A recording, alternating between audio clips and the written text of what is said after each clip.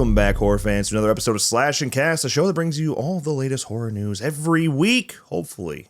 We are your hosts. My name is Riley. My name is Nick. I say welcome back, even though most of you probably never been here before. This is how the channel started. Mm-hmm.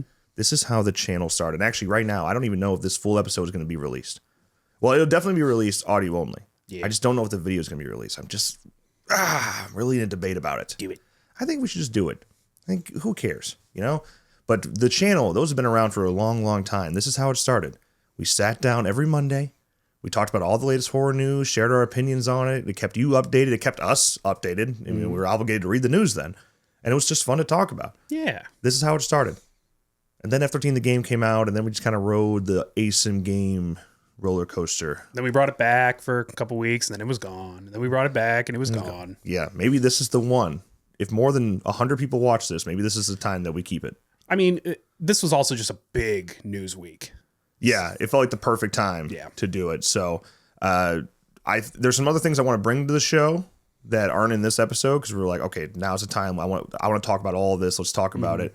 There's some other things I want to do, though. I want to spice it up. I want to have certain segments that are there every week, you know, things like that. I want to just be creative. Have a good time. Huh? I'm having fun. Having fun, but yeah, a lot of topics to talk about this week, huh? First things first, Wolfman was released this week, currently sitting at a 6.1 out of 10 on IMDb and a 54% on Rotten Tomatoes. The Rotten Tomatoes score seems a little low, but I get the 6.1. Yeah. We did see it. We did review it. We have a spoiler-free review out for members, and we have a spoiler-filled review out on Make Every Death Count that you can go listen to. Link should be in the description for that if you want to hear our thoughts on it, but if you want to go see it. Mm-hmm. If you're a big Wolfman guy, it's out there. Real quick, I also wanted to mention that Hellraiser, the original 1987 Clive Barker classic, is being released again in theaters 2 nights only, February 5th and 6th. It's a Fathom Events. Should be showing near you, hopefully. I know it's showing in Classic Cinemas, AMC. Yeah. I think Regal's got it as well. So first time in 37 years it's being put back into theaters. So. And it was recently remastered in 4K. So if you want to get tickets for that, link in the description for that. Now let's talk about our first legitimate topic of the day. David Howard Thornton is playing a new horror character. He's just all over the place right now. He is. He's kind of like, he's the independent version of Bill Skarsgård. Yeah. Bill Skarsgård's taking the big boy roles, taking all the big money, but David Howard Thornton's right down here with us. And that is a perfect analogy. Actually, he is the independent version of Bill Skarsgård. But yeah, I mean, he's been Art the Clown. He was the mean one. Did that. I mean, the Joker one's going around right now in the fan film he did a long time ago. But now he's Steamboat Willie. The trend is continuing. The Disney IP is going public domain. They're being scooped up, and horror films are being made out of them. I don't know if I like it or not. I don't, but struggling to buy into the trend a little bit. Oh, if you like it, cool. I personally do not. More independent horror, the better to me. So it's hard for me to get mad at these movies being made, but I'm like, dude, Jesus Christ. Yeah. But now we got a new image from Variety. Our first actual look at David Howard Thornton playing Steamboat Willie in Screamboat. So there you go. That's David Howard Thornton as Mickey Mouse. You see the hat? You see that? The hat's the best part. If you didn't know, Screamboat follows a group of New Yorkers on a late-night ferry ride that turns deadly when a mischievous mouse begins a rampage targeting unsuspecting passengers. The unlikely crew must band together to thwart the murderous menace before the relaxing commute turns into a nightmare. Okay. Screamboat. The thing about this look, I was kind of like, all right, Screamboat, that's fun. Little Steamboat Willie, that's fun. You could do a Mickey Mouse horror movie was bound to happen. This look turned me off a little bit. The Steamboat Willie. The look. Steamboat Willie, David Howard Thornton, get up. They got. I don't know. It's actually so far off the look of Mickey Mouse, and it's called Screamboat. So are they really? Did they have to wait for the movie to be public domain for this to happen, or the show? Did they have to wait for the cartoon to be public domain? Well, I thought Steamboat Willie was public domain at the start of 2024. It probably was what I thought. So, well, there's a lot of work. I mean, even if I don't like this look, obviously, yes, there's a lot of work that went into this look here. Yeah, I don't know if you actually really need to wait for the rights on this one because it is so different, and they're not using the Steamboat Willie name unless they say it like a lot in the movie itself. I don't know. Or maybe they got the tune, the little whistle tune. I guess so, yeah. Oh, they probably could have gotten away with this one. But it's Disney. You don't play with that fire. So I get it. True. But if you are just dying to see Screamboat, Iconic Events is releasing it on the big screen in April 2025. So it's also the same team that made The Mean One. So if you like The Mean One, David Howard Thornton playing the Grinch, which that movie was pretty bad, actually. But if you liked it, this could be for you. That's all. Okay. And real quick, just in case you're really into these Disney horror films, which some people are, and you're really just excited about the Pooniverse, which is ongoing, Peter Pan's Neverland Nightmare just extended its theatrical run to 75 different locations now. Kind of impressive, to be fair. And it will run until January 23rd. So it was supposed to be done already, but now it's been such a hit. It's being extended out to January 23rd. What's the name of that universe? The Pooniverse. I'm not going to say it. Big Pooniverse guy. I'm not going to say it. I said it. We saw the trailer for Peter Pan's Neverland Nightmare right before Wolfman, and I couldn't it was another one I just couldn't see it. I couldn't see that it was Peter Pan at all. I wasn't really sure who the villain was. Yeah. Peter?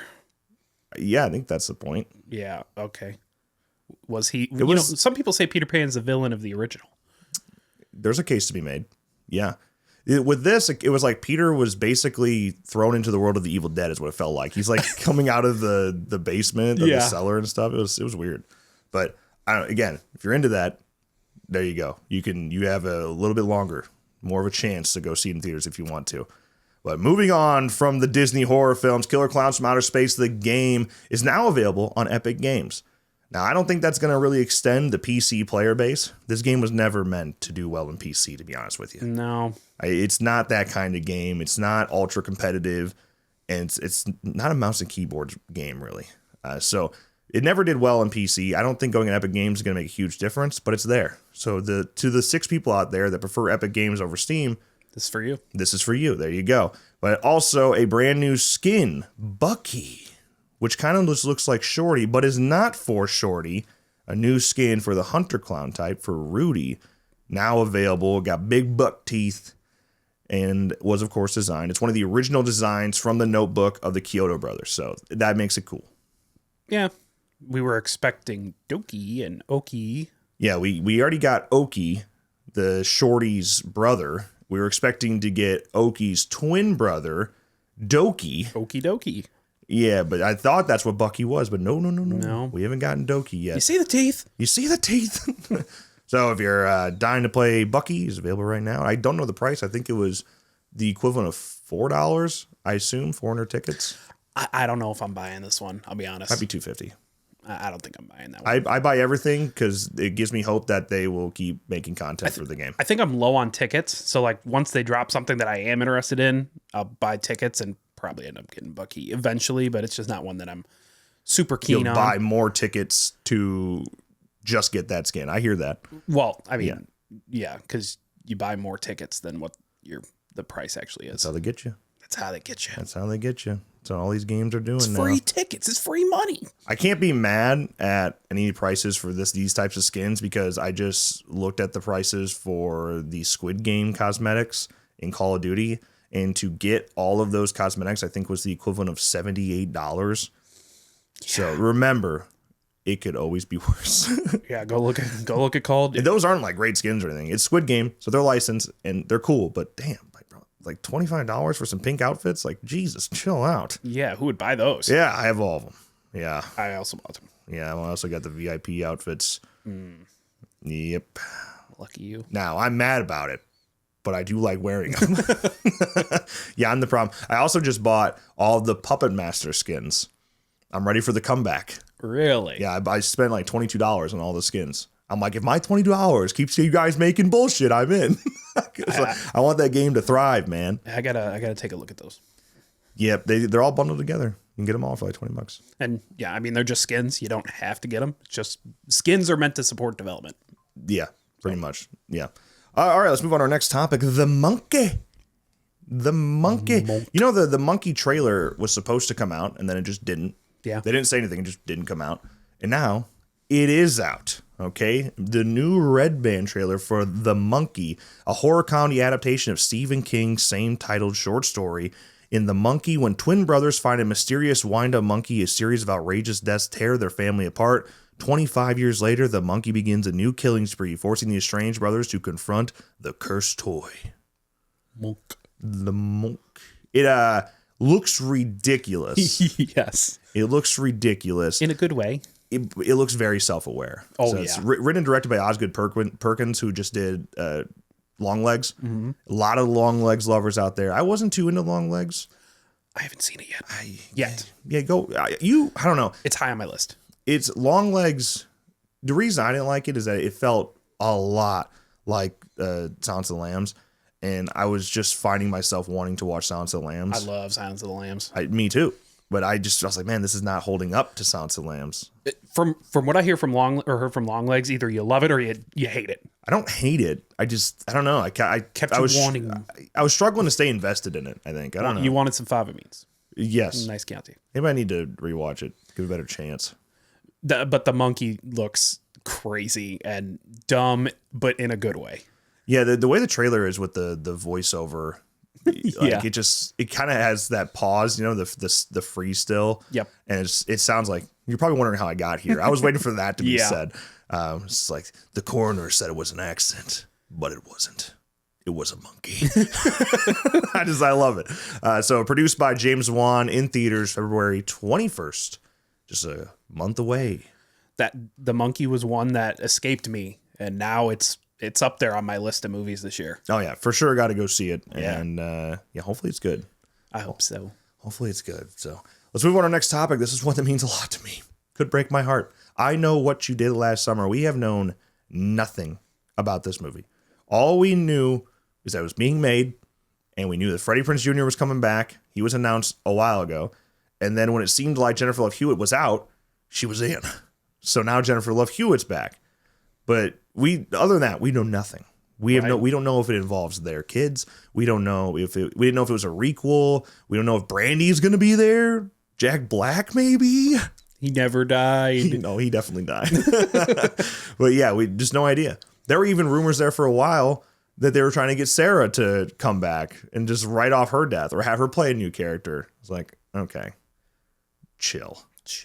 What they should do, if they want to sneak her in, play a clip from Buffy in there. That would be fun. I'm in. Or Scooby-Doo. I'm in. Those are the only two options. But Freddie Prinze Jr. recently was on the Scale Talk podcast with David Miniatures, and he kind of gave some details. She just took such great care of Love's character, Julie James, and my character, Ray Bronson, and made them, they're not the leads of the movie by any stretch of the imagination, but made them such a powerful pushing forward of the other cast. You know, it's not like, oh, here's the Ray and Julie movie that we deserved. Like, that doesn't even make sense. That guy's dead, so it has to be a new generation. And the way she sort of laced us in there with him is just beautifully done. The script, the writer Sam, is just wonderfully written. So part of that breaks your heart. She's like, oh, you're not going to be there that much. But then part of it's like, oh, he likes it. It's good. It's actually like a well-written script. There's hope. They're good director relations this time around. Yeah. Jim Gillespie. Yeah, he didn't have a good time on the first film, but he had a great time on the second film, and everybody knows how that movie turned out. It's the best movie ever. Correct. So we'll see. I know Freddie's a very positive and uplifting dude. Yes. I don't want to be like he's lying, he's exaggerating. I think he means what he's saying. It just does. I wouldn't be like, oh, this is a blockbuster now. Also, you're not going to come out and be like, yeah, it's pretty trash. Not going to lie. Well, of course. Yeah. Also, him and his wife, Sarah Michelle Gellar, have a relationship with the director as well. They're all very good friends. Yep. So again, you're not gonna say bad things. Yeah, definitely not gonna throw her under the bus. No. That's for sure.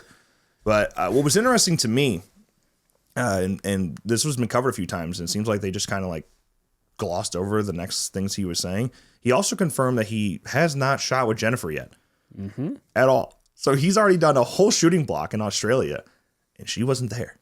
She was not involved at all. She's very busy. Sure.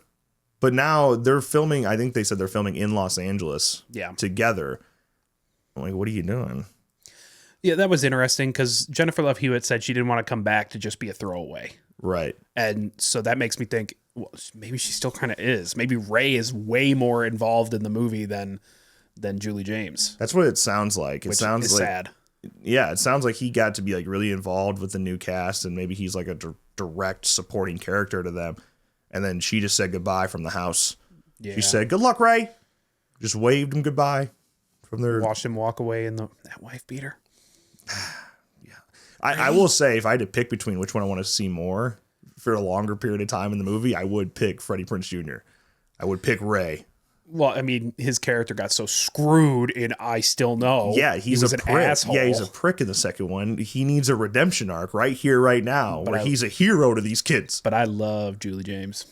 Oh yeah, I hope they find a way to sneak her in there quite a bit, but it doesn't sound like she's going to be super involved with the new cast. Yeah. But again, we still don't know anything. Yeah. We know nothing. So we're still in blind here. Freddie Prinze Jr. also said, this is a cool quote. He said, they brought in a team of horror writers to make the kills creative, come up with new ways to display the bodies. I don't know what he meant by that, but he said, which I absolutely love. So he said they're going in pretty heavy on the kills. That's cool. I'll take it. Putting a slash, putting the slash and slasher. Whoa, write that down. Yeah. Freddie, it was cool watching this interview because Freddie's a way bigger horror fan than I thought. He says that's all he watches. Really? He just watches horror films. I didn't see that. Yeah, huge Scream fan. Really? Yep, huge Scream fan. Grew up watching horror films. That's all he really watches. I was like, should we be best friends or? Did we just become best friends?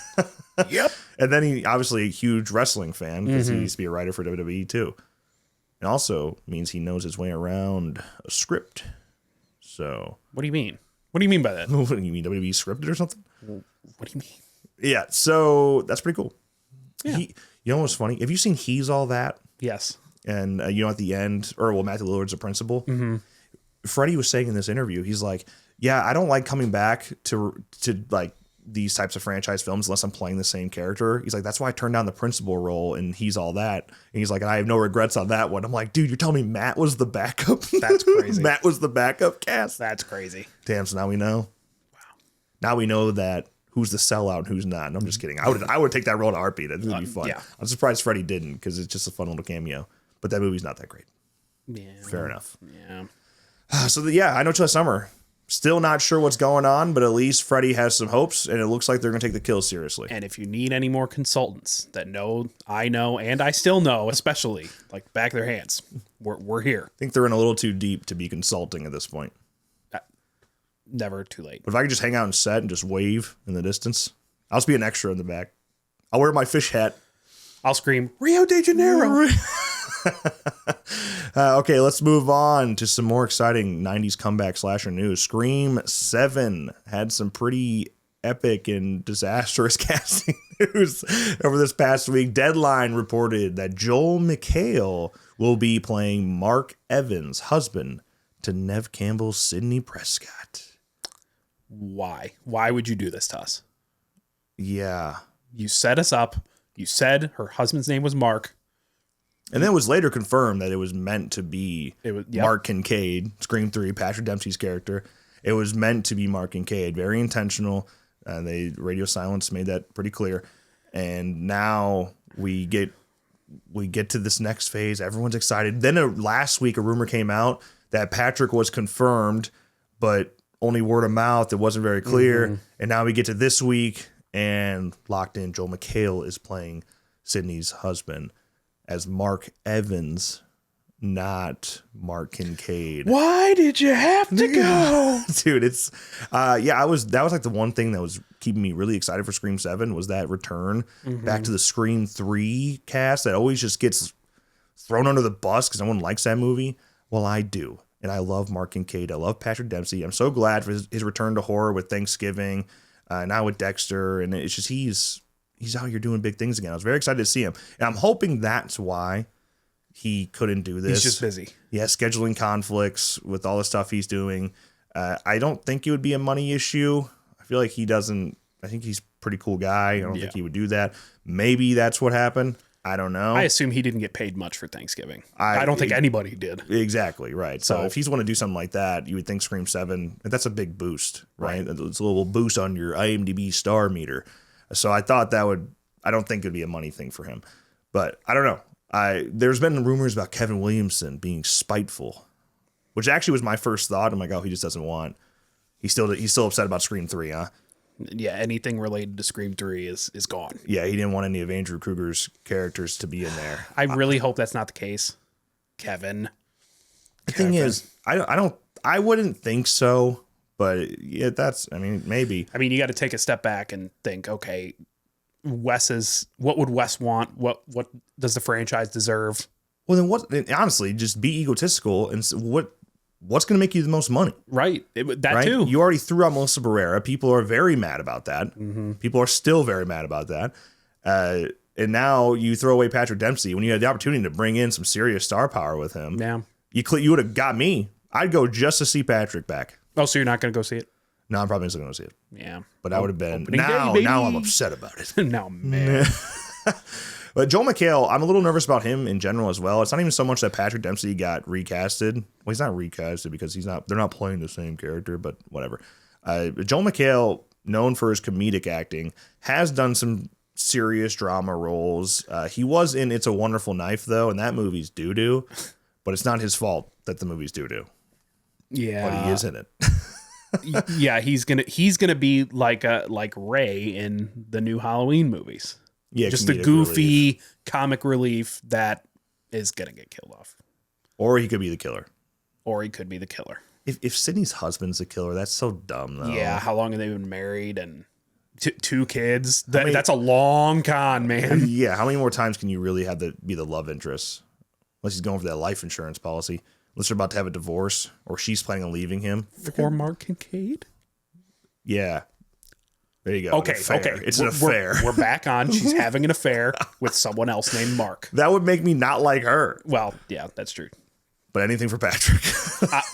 At this point, I'll take anything. Anything for Patrick. But there was some more casting news for Scream 7. And then this was a planned release. They had planned releases here because Deadline got the exclusive on Joel McHale. Yep. Like, crap. Everyone's mad at us. Quick, Variety. Here's a report. Jasmine Savoy Brown is back to play Mindy Meeks Martin. So another one of the core 4 members are back. We already know Mason Gooding is confirmed. So yeah, Chad and Mindy at least. When we heard that Mason Gooding, Chad was coming back, all our minds kind of went to was, oh, is he the opening kill? And we got a little scared. Now that Mindy's back on, maybe there's a chance they're not both going to be the opening kill, right? They're going to make it. If they want to save some serious face, they should get Melissa Barrera back, find a way, offer her some big boy Hide money. it. Yeah, and don't say a word. Don't leak it. And like Andrew Garfield that shit. All right? Except good this time. Yeah, okay, Tobey Maguire that shit cuz Tobey didn't leak. So, But we all knew it. we all knew. But yeah, just keep it very under the radar. That would be nuts. That'd be nuts. Jenna 'cause- Ortega is way too busy. Yeah, we get that one. All right. She's off doing that. She got her degree. She's off doing bigger and better things. She's currently studying abroad. There you go. We let her go. We let her go. Yeah. Yeah. So I'm just saying, you brought her back. You'd break the internet for a little bit there. Yes, you That's would. all. But yeah, that's Scream 7 news. Some good, some bad. Let's see where they go. But coming January 2026. Let's move on to our next topic. This is a juicy one. This is a controversial one. There's been a lot of hate. A lot of love I've seen too, but a lot of hate. Until Dawn just got its first actual synopsis reveal, its first teaser, which included some behind-the-scenes interviews, and its first full trailer. We'll start with that brand new synopsis. 1 year after her sister Melanie mysteriously disappeared, Clover and her friends head into the remote valley where she vanished in search of answers. Exploring an abandoned visitor center, they find themselves stalked by a mass killer and horrifically murdered one by one, only to wake up and find themselves back at the beginning of the same evening. Trapped in the valley, they're forced to relive the nightmare again and again, only each time the killer threat is different, each more terrifying than the last. Hope dwindling, the group soon realizes they have a limited number of deaths left, and the only way to escape is to survive until dawn. They said it. They said it. So, Yeah. Let me tell you, for some reason, I didn't realize this whole time that this movie was being made, I didn't realize David Sandberg was directing. That's why this show needs to be here, so that people like me know that David Sandberg's directing. Yeah, I remember hearing that. I'm like, oh shit, neat. And then there were like no developments at all for months. Mm-hmm. So that, and then honestly, kind of forgot like Until Dawn was a thing. Yeah. Now David Sandberg is there. He's the GOAT. And I love David Sandberg. I think he's probably one of the most underrated mainstream horror directors right now. I understand that some of the films he has done, they've kind of been, they're not bad, but to me, he's taken two mediocre concepts, because what Lights Out is like, kind of like your cheesy jump scare concept. And then Annabelle Creations, those are two like not very exciting on paper horror films. Right. I thought he made some really special things within those films. Yeah. And he does so much stuff himself. A lot of the VFX he's doing himself. Yep. And I just love that about him. He's a super DIY, we'll get this shit done in my house type of guy. And he like in certain shots in Annabelle Creations, he literally rebuilt the floor in his house and shot it on his Sony in his house. By himself. Yeah. By himself. I just think that's so cool. Like he's a guy that gets it, super DIY, super independent, is making short films forever. So he cares. He gives a shit. He knows how to build suspense. And I think, I mean, maybe there's some other people like Mike Flanagan you'd want in here, but I just think David Sandberg's a great fit. And I don't know how much of a gamer he is, but from what just going off the teaser and the way they talk about it and the little details in here, the direct references to the game, I dig this. Like, my hopes are pretty high. Yeah. They seem to actually care. But fans of the game so far are noticeably upset. That's how it always goes, though. I don't know why. I mean, I understand it's not a one-to-one with the story. Right. But I also don't get why you'd want that.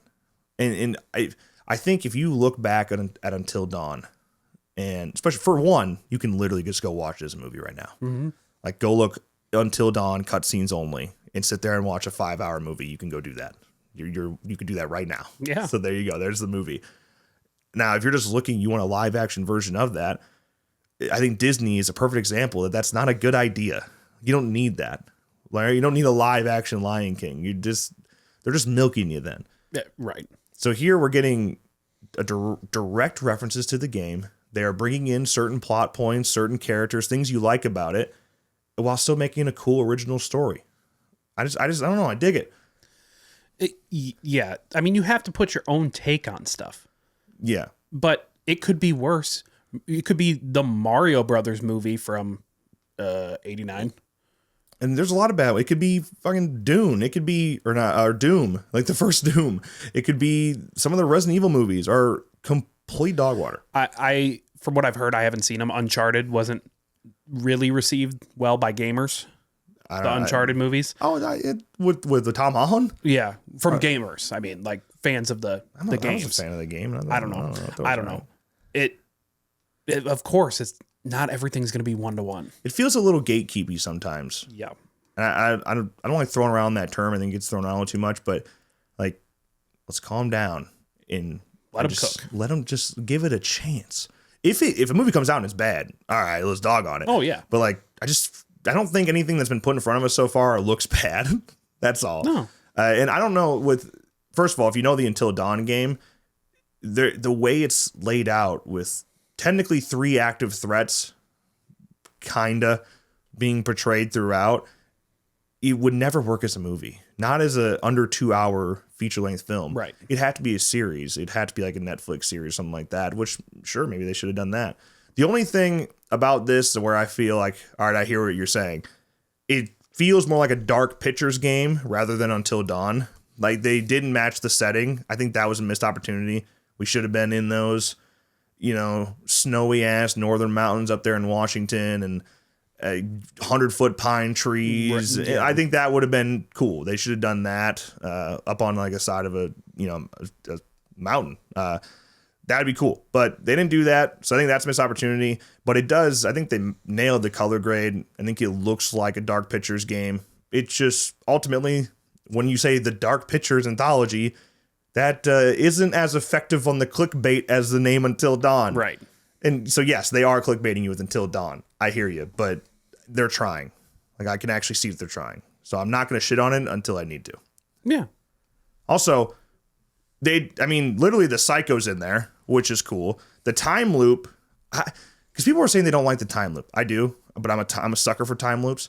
What do you think? What are the other options to sneak in the butterfly effect concept of the game? I got nothing. Yeah, I don't know how you do it. You basically just remove that from the movie, and I don't think that's very fun. Then it's even less like Until Dawn. Right. I think the time loop's a good idea. It's a little on the nose, but I like it. Well, it's a spin. It's a way to make it work while still paying some homage to the game. Yeah. And they got the Wendigo in there. Yeah. The time loop not being like a Groundhog's Day style time loop where it's the same exact thing and you learn how to progress further each time. This is like, hey, we're going to give you a different monster every single time. I think that's a cool idea. Yeah, exactly. Yeah, just when you think you know what's coming. Yeah. You don't. Yeah. It seems fun. Now, what I think they should do, if they really want to be like Until Dawn, the coolest thing they could do is pull a Clue. And in theaters across the world, you don't know what ending you get. Yeah. Or it may not even just be the ending.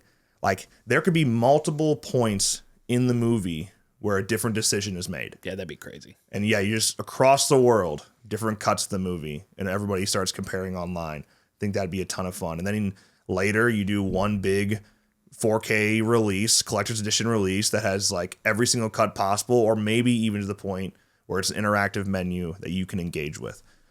Just like Final Destination 3 did. Yeah. Just saying, it is possible. Just bring that shit back. Yeah, I would have some serious fun with it, because then that's Until Dawn, man. Yeah. That'd be cool. But whether you hate it or love it, doesn't change the fact that it comes out April 25th this year. I'm going to go see it. I'll see it. It's actually moved up with the synopsis, which I like, and with David Sandberg. It's towards the top of my most anticipated this year. I'm not the biggest Until Dawn fan in the world, so It's time to start being one. I mean, It's one of the best games I've ever played. I'm sure I'll see it in theaters, and that's what people say. It's a great game. Which, by the way, I've been playing the remaster. I just started it on stream the other night. I don't see the hate for that game either. I'm a little confused. I heard they changed the camera angle. Yeah, like it's not as the certain cinematic shots have, because the first Until Dawn, you're like hard locked onto a cinematic angle and it's hard to control your character. Now they do a little bit less of that and it's a little more over the shoulder for certain things. And I think it's fine. That from what I heard, was the main complaint when it came out. There's a couple cutscenes like that have been added or a little bit different and this and that. And I'm like, again, it feels a little gatekeepy. I don't know. Maybe it gets worse. All right, I got like 4 hours to go still, so we'll see. It could definitely hit the fan. But right now, I'm like, this just feels like I'm playing Until Dawn again. I don't know. But okay, hey, real quick, we're gonna run through these fast. Some new physical and theater releases. Okay, the first season of The Last of Us will be released on Steelbook 4K Ultra HD on March 18th. Cool. Right before season 2 comes out in April. It's available now for pre-order for $49.99. Link in the description. I'm gonna buy it. Cool. You haven't seen it yet, have you? I haven't, no. You would get it together. Stop watching crap. You take that back. You take that back. I watch things over and over to comfort me. Like, I Still Know What You Did Last Summer. Fair enough. This will comfort you. And I Know What You Did Last Summer. On the topic of gatekeepy, I hate the way people get so mad at this show because they don't like Ellie. Like, they don't like the casting. People are still on that, huh? Dude, I just saw a post the other day that like, name it worse. This is the worst casting in Hollywood history. I'm like, she's great.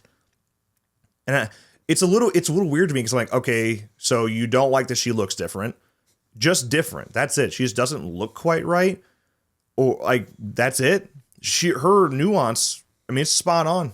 It's spot on. And we're still upset about it. We're going on to season 2 and we're still upset about it. And it's a great show. They did a great job. That's what I hear. Bro, season 2, it looks like they're being true to it. Based on the teaser trailer, looks like they're being true to the game. See, I haven't seen the show and I haven't played the second Last of Us 2, but I know Yeah, I know. think it's gonna literally take one episode of the second season, and it's gonna be all over again. It's gonna be one big uproar all over again. It's gonna be funny for the people that haven't played the game that are going in, because it's something you would never do in an actual show. Oh yeah, you would never do something like this in an actual, if you're trying to make a long series, right? So yeah, they're gonna go in there and be like, "Oh yeah, it's so good to see you again," Because I mean, it blew up. It was the show to watch, whether you were a fan previously or not. So there's a lot of normies, non-fans of the game that might get a little surprised. Mm-hmm.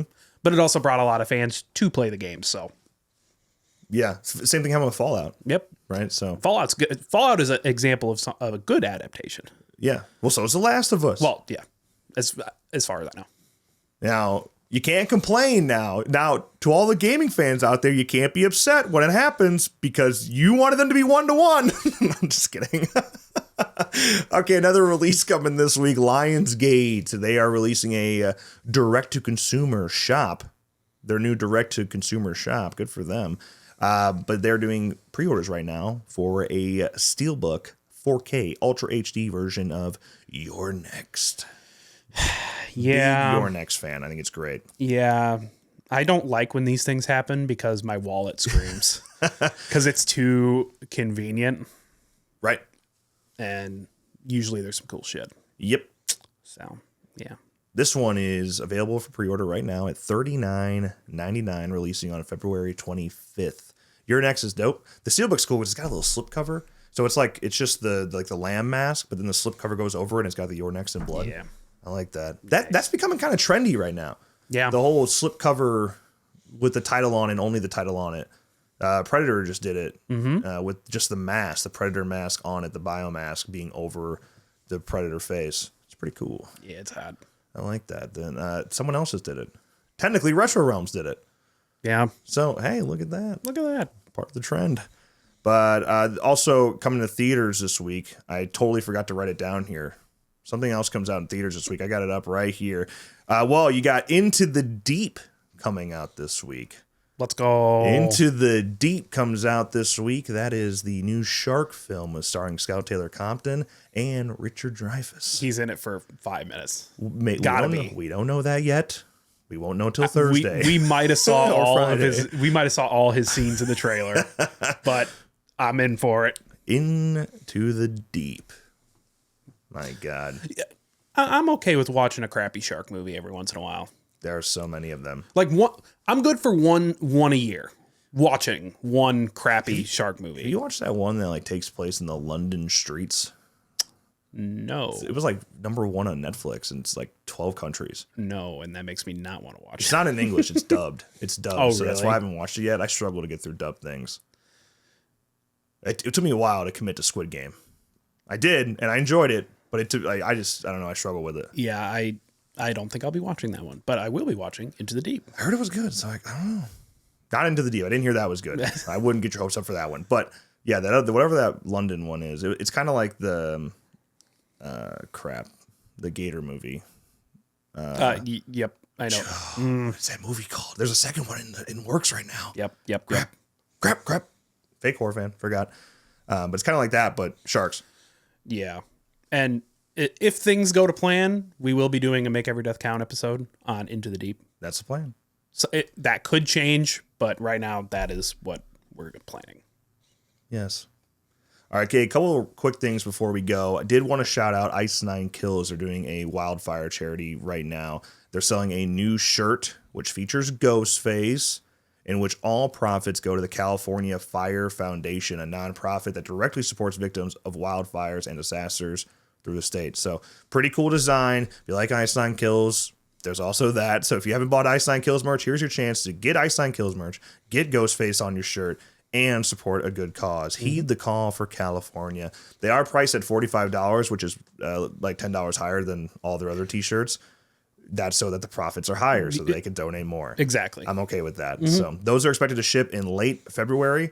They've already raised, this was as of 24 hours ago, they already raised over $100,000. That's awesome. So, and I ordered one. So Nice. when it comes in, I'll wear it here. I did want to also say that there have been a lot of ripoffs already of this design I bet. being sold in other stores that are not going to charity.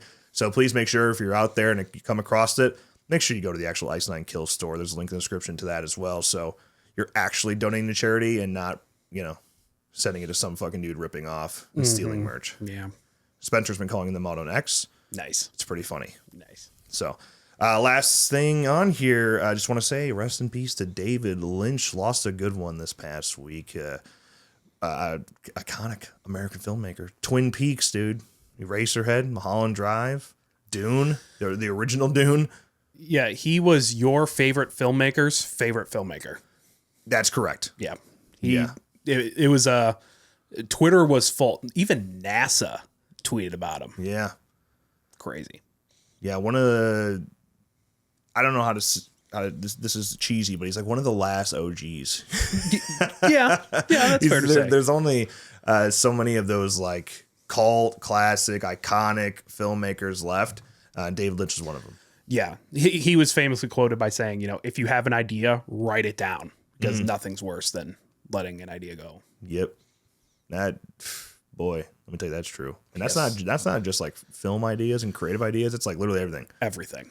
You got something that gives you like that huge motivational kick, and you're like busy at the time. Just write it down and come back to it, because you'll get the same kick again when you read it. Yep. But there you go. That's it. That's the comeback episode of Slash and Cast. We did it. Hopefully it wasn't trash. Yeah, hopefully there are people watching Yeah, right now. hopefully it was worth your time. A lot of interesting topics this week. Let me know your thoughts on all of it. Really want to hear the Until Dawn thoughts. I have seen so many negative ones. Yeah. I don't know. I think it's worth giving it a shot. Just out of respect for David Sandberg. Yeah. Give it a chance. Even if you wait to watch it on digital.